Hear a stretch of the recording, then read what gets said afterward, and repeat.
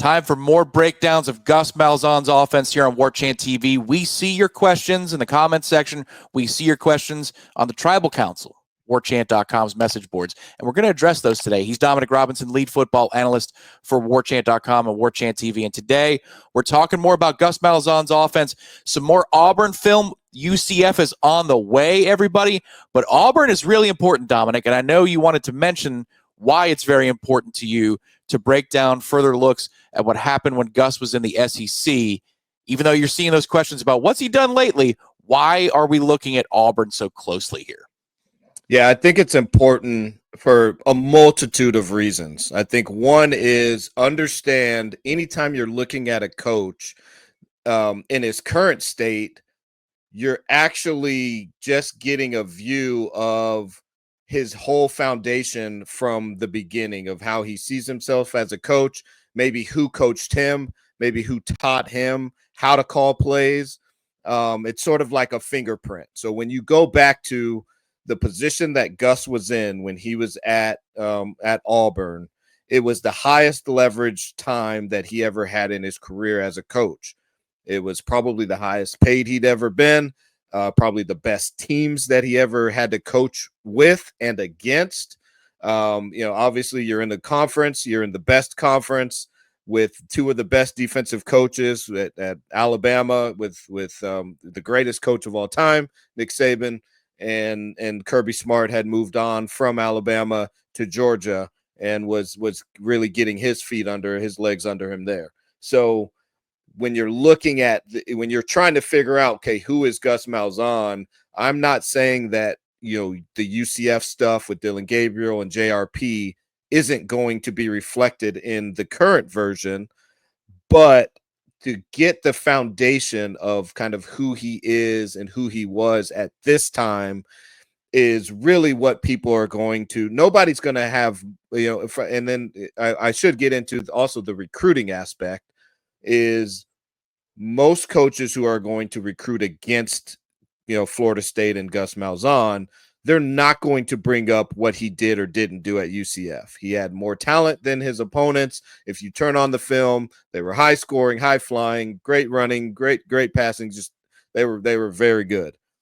Where you're going to find some, conflicts in terms of what he did, the success he had. Obviously, he got fired eventually.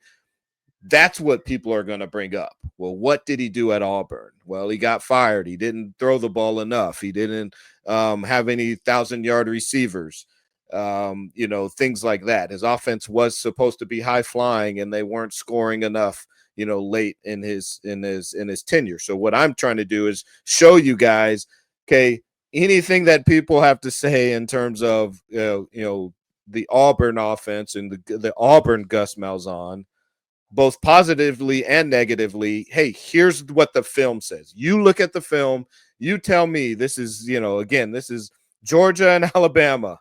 These are the best players that you could possibly go against in college football. Now, you tell me if this offense looks good or bad. You tell me if, the talent that he has at quarterback here. It's Jarrett Stidham. He was picked number 133 in the draft. They're moving the ball up and down. They won 2 of those 3 games that I've showed you guys.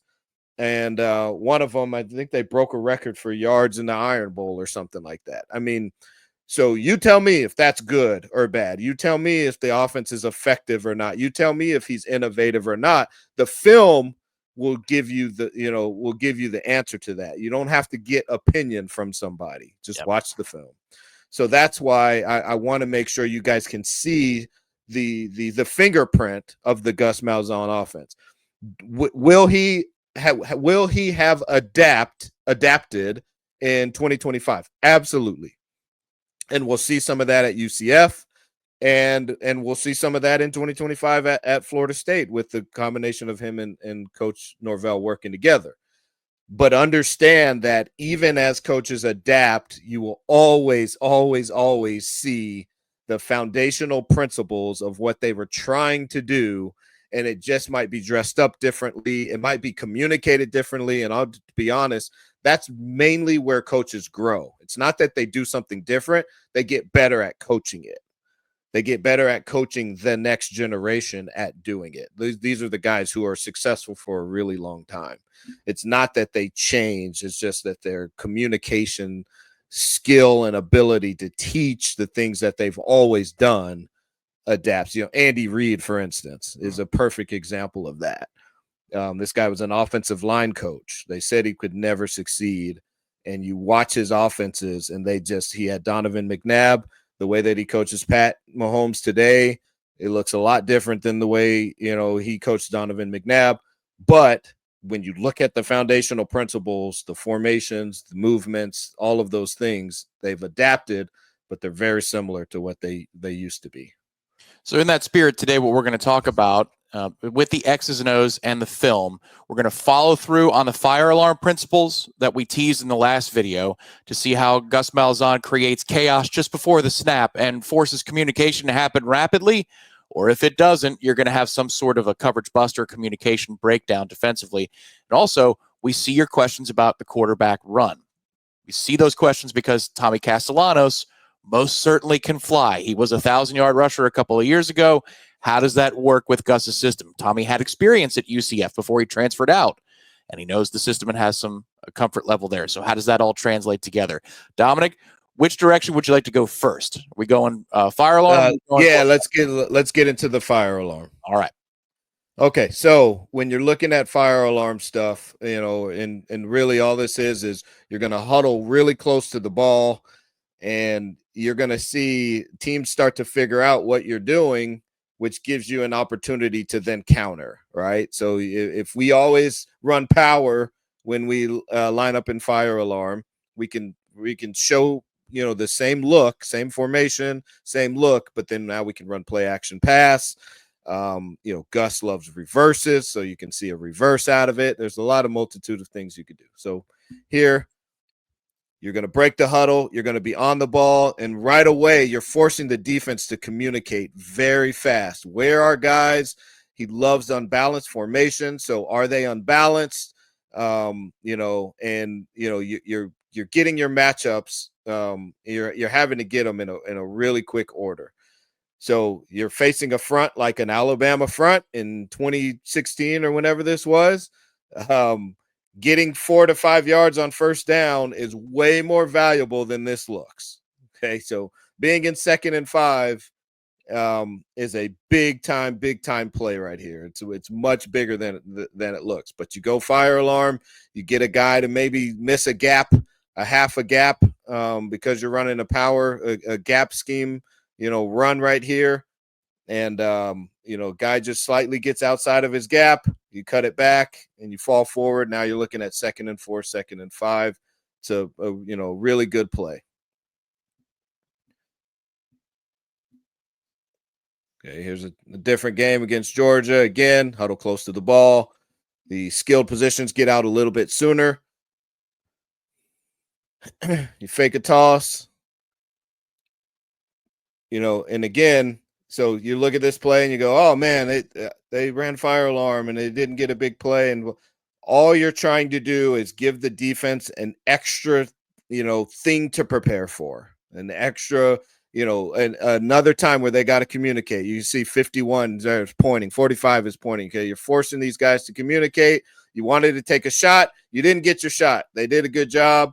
You live to fight another day, but you got to understand it's kind of sort of body blows here, right? So now you're later in the game. They go, same deal, formation to the boundary. Now they add a jet element. Still just running, they're running power again. Okay, still in yards. This is 3rd and 1 right here. So you get a man coverage, loaded box, pretty easy first down, establishing some physicality. And and falling forward here again versus a very good front. This screams that in the meeting rooms, there's a lot of talk about the amount of time it takes to get from a huddle based upon where the ball is relative, between the hash marks, Dominic. Like you have to have it down as a quarterback and a coach there, how many seconds it's going to take to run from the huddle to where you need to line up. Yes. I don't, the preparation for that, is that in a walkthrough? Is that in a position specific meeting? Because That seems to be well timed out and polished, at least in this instance for Auburn. Absolutely. I mean, you're probably doing that, I would say 8 to 10 times in a game week. And between now and from spring up to camp, you'll probably do it 50 times. What was really jumped out on the page to me is just look at all the communication that's happening. So right now, the Georgia linemen are pointing out where the extra tight end is. Okay, so they're pointing. They get lined up really fast, and now they jet. And they did all of that pointing to give up a huge chunk play here. And this is what I was talking about earlier. They lined up, they got lined up, and they stopped them on the chunk play. But at this point now, you have so many things to think about. And Georgia does everything right here. But the one guy that's supposed to account for a reverse doesn't. And I think in this case, it's probably going to be this guy, number 7. He's worried about that tight end leaking out. And it's just long enough that you give your guy an advantage. You're one of your speedsters an advantage. And this is what the fire alarm does for you. And you run reverse. And like I said, Gus loves, at least old school Gus, in these years that I'm watching this film, I see a lot of reverses. But really, I think the principle that you're seeing is getting the ball into the hands of your guys who are most dangerous. It's not necessarily that it's the reverse that he loves. It's that he loves getting the ball to whoever he needs to create an explosive play. And that could happen through formation. That could happen through shift. That could happen through motion. That could happen through scheme. There's lots of different ways to do it. And I think he's going to show a lot of creativity in doing that. Okay. Same Georgia defense, different game. Now you fake the ghost, or what I call ghost. You fake the reverse, and you go ahead and just give the power. I wanted to bring a point. So somebody asked, do they ever line up just in old school formations and run the ball straight ahead? The answer to that question is yes and no. You're going to get some old school, downhill, run it straight at you and try to fall forward plays. But the formation, or you may even get the formation, but it's never just going to be line up, downset hut, student body right, student body left. There will always be a shift or motion that's going to make the defense think a little bit extra. So in this case, they're actually, so now they go fire alarm. So that's going to throw you off. They line up in what used to just be strong guy, but some of the changeups. Here is a tackle, an extra tackle. So you have 6 linemen in the game. He's playing Y. You're in an unbalanced formation. The Y is on, and this guy is on. Okay. This guy is a jet threat. And I'm sure they're thinking about that because they've gotten hit with that in previous games. And this is your fullback who is normally behind the guard. He's a little bit wider, which means in the passing game, he can release. This guy now can release vertically and threaten your pass defense, where in the old school traditional, they were behind the guard, and it was really hard to get that guy out of the formation vertically. So sort of an old school formation, yeah. But a different look at just a different way of running power. That concept of where he lines up, it kind of screams back to Paul Johnson and his B-backs. That's where they line up because he wants them to be able to release out for quick throws or vertical throws. And it creates a huge problem if that guy's an athlete. That's the Kyle Juszczyk stuff. It's like, the thing that makes him so dangerous is he could stay in here and get nasty, or he can get out here and also get nasty, in a different way. When I run ghost here, I've lined up in this during the regular season, and I've shown power multiple times. And when I gave the reverse, we got a big explosive play on third down the last time we played them. They will be prepared for reverse because this is a well-prepared, well-coached team. So that's where I had the, this time when he fakes that handoff reverse, look at the difference in leverage. Yep. Every guy here, this is 5 different guys that now have leverage on the reverse. They were coached all week that you better not, get beat on this. And that's why explosive plays are so important. It's not even just the explosive play. It's now I know how you're going to be coached. And now I know that, what you're going to now overemphasize. Yep. And when you do that, I know I can manipulate your defenders in that way. Because if you don't then coach it and get them to emphasize it, then I'll just run the reverse again. Yep. Right. So if you tackle this power right here and this number 5 ducks his head inside, and this guy kind of trails back here, I just call I put that in my head, and next time I get 1st and 10 from around the 31, I run the reverse, and that guy goes for, a big gain. The question again about, will he ever just line up in the power formation and run it straight ahead? This is another example. You line up in that same formation that we had, before. You've got your 6 lineman already. It's a little bit different. You're in an unbalanced formation. Now you're going to shift. Now at this point, you line up and they're technically just in a tray formation, which is a Y and 2 receivers, but the tight end is on the ball. So now you're unbalanced because now you have a tight end on the ball and a wide out on the ball on the same side. So he's covered up, meaning this guy can't go vertical, which isn't a problem because he's 300 pounds. But that puts this guy off the ball, which means now he can come in motion. So he comes in motion. So now I got to think about that as a defensive player. They line up, they snap the ball, and all they do is run inside zone. So they do all of this. They line up in unbalanced. They shift into a normal tray formation. The Y is off. Now I got to communicate that. Now this guy goes in motion. You see these guys, in the secondary here, they got to rock and roll this coverage here. The safety's got to come down. And now I got to communicate that. And now, and honestly, there's also an RPO off of this. He could pull this ball and take this guy. If this safety didn't come down, if they stayed rocked where they were, where this safety was coming down and this safety was going back. Yeah, you have numbers. Yeah. He would pull that ball because now you have a blocker here and a blocker here. You have numbers. He would pull that and he would throw this ball to this guy right here, and you should be able to get a good game. So they're doing all that, and you go, okay, does he ever just line up and snap the ball and let him run straight ahead? Well, yes, but no. So we appreciate FSU Brett. Again, on the Tribal Council, sign up for warchant.com to get questions like this out to Dominic. And he's asking Dominic about quarterback run because he's looking at Jarrett Stidham and he's saying, well, he doesn't look like Tommy Castellano. So what can we expect with Tommy in terms of quarterback run game?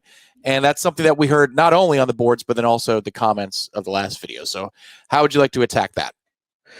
Yeah, I think one, Jarrett Stidham is not a pocket passer, if that's the perception.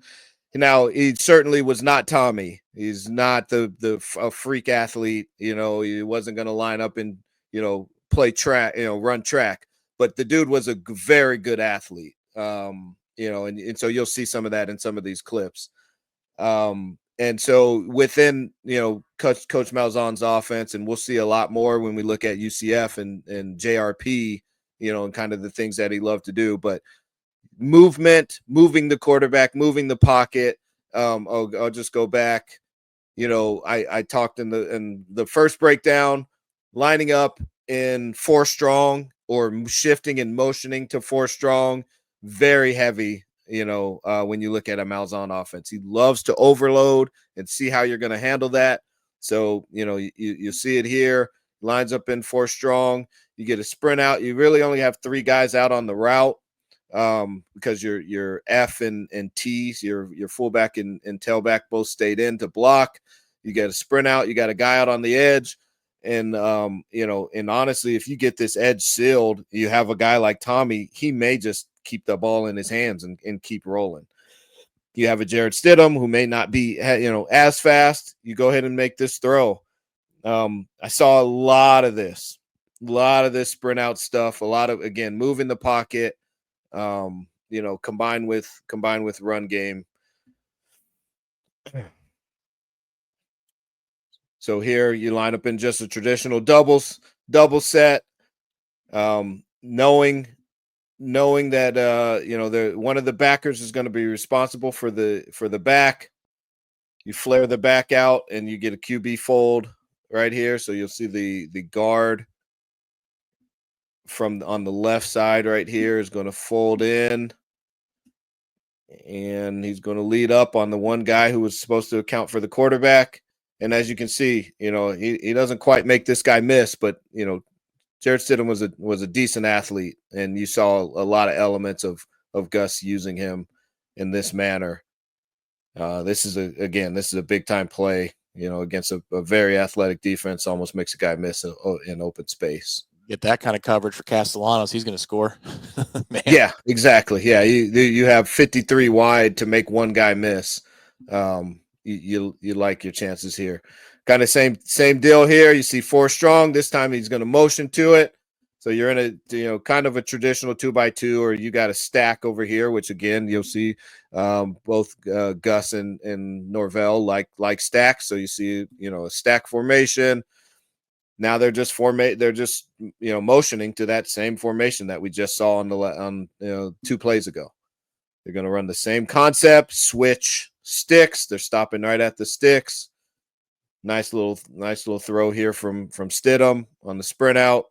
Again, you don't like what you see here. You got a blocker. This guy can tuck it and take off. He doesn't need to in this case because we don't have sticky coverage out here, but it's certainly an option and something that I think you saw this, an element of this in Mike's offense, the dropout route, which is what this guy's running down here, where he's going to drop and turn out this way.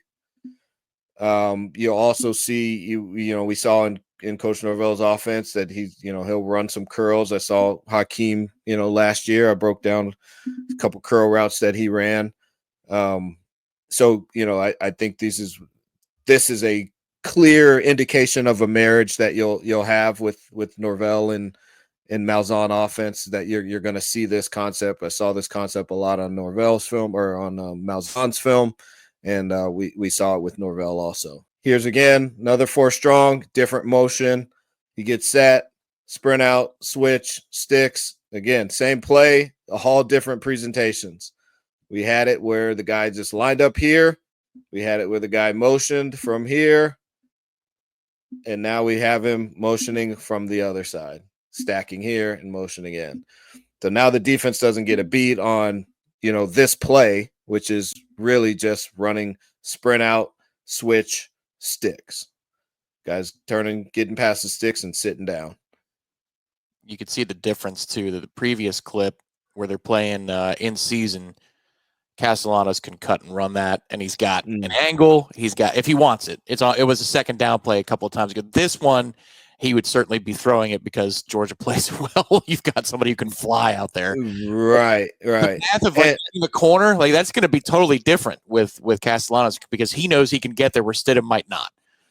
Yeah, and you can see, this is again why I love using these guys on film. Yeah. This guy was coached incredibly well and knew at this point, I can't let him get the edge. Now, Stidham didn't beat him on the edge. Now, he beat him a couple times throwing this pass, but that guy, they're so well coached. This guy knew to take on the block and stay inside to create an edge for 6 to make sure that he can't get outside.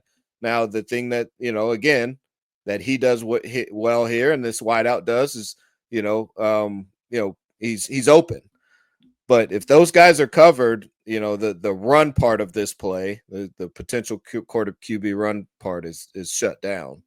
And it's just because of, really, really good coaching. And I think they were ready for it this time. And this was the game again that Georgia won. Last couple, again, just examples of QB run game. Here's just a simple, they're showing like they're running split zone. So that's this guy coming back here and, going to block the edge defender, the apex defender. He's going to keep it, get the edge. Again, just another example of, man, this isn't a pocket passer. Like, that's not Peyton Manning. This guy was a good athlete. And not that Peyton's not a good athlete, but this guy can move, and he doesn't move like Tommy, but there's plenty of elements within Gus's offense. I just wanted to show you guys that, he did it. He did it in leverage situations. This is 2nd and 6 in the red zone. Peyton would just be arriving at the 10-yard line by the time Stidham's yeah, he'd be taking a knee down there. That's right. And here's that QB fold again, draw play. And I think where we'll see this, and one way that we'll see this is exit motion. Now, again, this is kind of like how teams adapt or how the game is adapting. You see exit motion a lot more now. The guys lining up in the back leaving early. They're even doing that little like a shuffle motion now, where he just shuffles out a little bit. They did it a lot with McCaffrey. The 49ers did. But instead of post-snap doing it, if you move him pre-snap, now you get an indication because this guy has to move.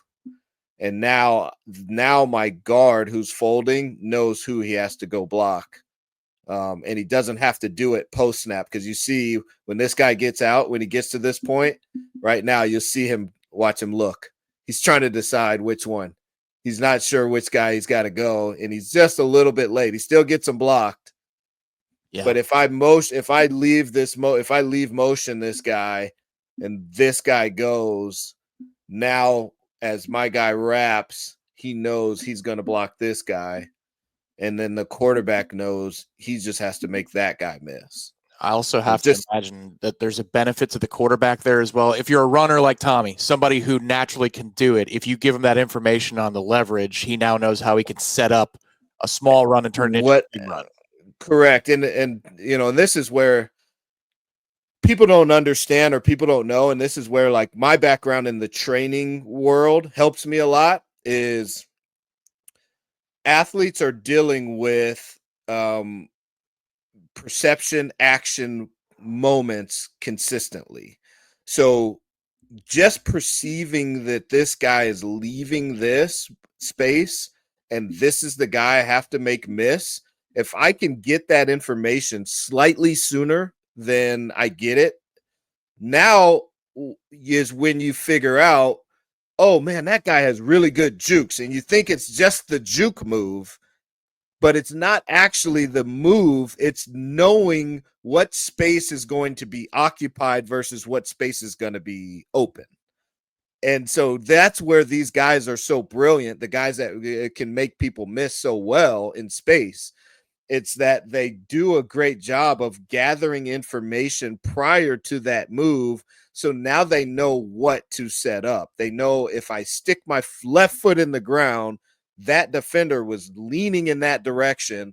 That's where I can get a guy to fall down and for everybody to go, oh, because I can feel him going to that space. It's a different type of intelligence, Dominic, because you're able to combine the physical with the mental.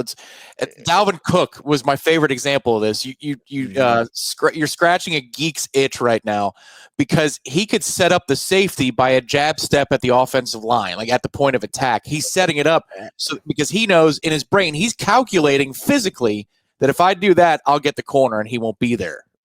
Absolutely. And people think that it's the move like at the juke point. Right. And they don't realize that it actually happened with the subtle move prior. Yeah. It usually is something subtle that a guy does prior. I think this is a good look at 71 trying to decide. You can see him. He comes around right here. He's going to look at 6. He thinks he has 6. He thinks he has 3. He's trying to figure out which one is most dangerous. And so you just help him a little bit there with the leave motion, and it might be a little bit cleaner. Georgia's in zone here, so maybe that guy does. Maybe 3 doesn't go. Matter of fact, that's Roquan Smith going back to Gus having to dial up some good stuff. You got some all pros, NFL all pros out there on that field. So there's some QB run game. Just to scratch your itch a little bit. Again, you're going to see a lot more with JRP and UCF going forward. But I did want to show that's something that's been a part of it. Nick Marshall, who obviously we went against in the 2013 national championship, was a 1,000-yard rusher. We could obviously dig further back. I didn't think that was necessary. But he's definitely, there's plenty of good stuff within the QB run game that we could pull up, and Gus has done a good job. And I wanted to show it with sort of a lesser athlete than Tommy, because you're seeing him, have some success with the guy who doesn't move as well as Tommy, but he's athletic enough that they definitely do it. It's within the scheme. Yeah. But it's there. It's definitely something that's there. It's present, and it's good stuff. It's just it'll be enhanced. The creativity will be enhanced because the athleticism of the guy will be greater. Yeah, what I'm expecting to see in that situation, Dominic, just as we're watching the season, can't get here soon enough. But that idea, I think it was Roquan on a couple plays earlier, but that linebacker getting to the edge to prevent the outside run. It's the second time that they run that play. That's going to be what we see a hell of a lot more with Castellanos, because the key for the defense is because we don't let this guy get outside. He's going to destroy us. And then the concept of the fold, probably less so, because I'm sure that they're scheming that off of the perceived lack of athleticism of Stidham to a degree. Like, that's a nice count for Castellanos. You got to be scared about that all the time, I would think, as you're game planning for this offense with that type of quarterback. Defensively, you're probably saying, don't let this guy beat us. So how can we make sure that doesn't happen? Yeah, and I think one of the things that I'm really excited about is exactly what you just said, which is teams will have to spend an exorbitant amount of time and energy to keep him contained. Right. And I know, based off of watching again so much Gus film, that he will use that against you. He will bludgeon you to your head if he knows that what you're doing or what you've been coached to do, like we saw with that reverse. He knows that those guys were coached really hard to not let that reverse beat them and make him hand off the power. And so Gus will use that, and Gus will use teams that are trying to contain Tommy, keep him in the pocket. And he's such a proficient enough passer that I think teams will, or Gus will use that against teams. The fact that they're going to try to keep him contained, they're not going to let him get on the edge. And that really opens up, I think it opens up your run game in terms of running your zone read stuff and really your power read with the quarterback. If I run power read with my quarterback and you account for the quarterback every time and he just gives it up, I mean, you're looking at 4 or 5, 4 to 6 yard chunks every time. If you can do a good job of, getting some movement, with your front. So I can see that, I can feel some excitement for that, that they know now he's a threat to run the ball and you have to account for it. And when you do, we're already ready for you accounting for it, because we knew he was a special athlete from the time we recruited him, 4 years ago to come to UCF.